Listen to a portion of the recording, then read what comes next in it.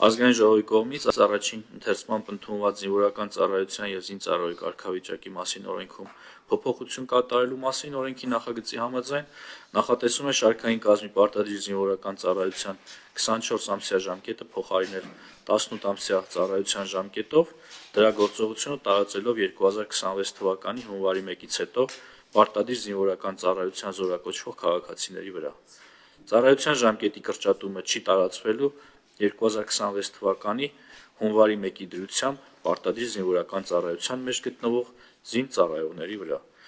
Առաջին ընթերցման շրջանակներում օրենքի նախագծի վերաբերյալ ազգային ժողովի պատգամավորների կողմից առաջարկություններ չեն ներկայացվել և կառավարության նախաձեռնությամբ փոփոխություններ չեն կատարվել։ Երկրորդ ընթերցումից առաջ հանձնաժողովի քննարկման է ներկայացվում ազգային անվտանգության մարմինների մասին և ազգային անվտանգության մարմիններում ծառայության մասին օրենքներում փոփոխություններ և լրացումներ կատարելու մասին օրենքների նախագծերի փաթեթներ։ Օրինագծերը նպատակ են հետապնդում հստակեցնել ազգային անվտանգության ծառայության գործառույթների շրջանակը և բարձրացնել կադրային քաղաքականության արդյունավետությունը։ Ազգային ժողովի կողմից առաջին ընթերցմամբ ընդունելուց հետո նախագծերի վերաբերյալ պատգամավորների կողմից գրավոր առաջարկներ չեն եղել, սակայն կառավարության առաջարկների հիման վրա ազգային անվտանգության մարմինների մասին օրենքում փոփոխություններ և լրացումներ կատարելու մասին օրենքի նախագիծը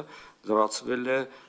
նոր 5-րդ հոդվածով, որի նպատակն է օրենքում հստակ ամրագրել ազգային անվտանգության ծառայության խորհրդանիշների, դրոշի և զինանշանի վերաբերյալ իրավական հիմքերը։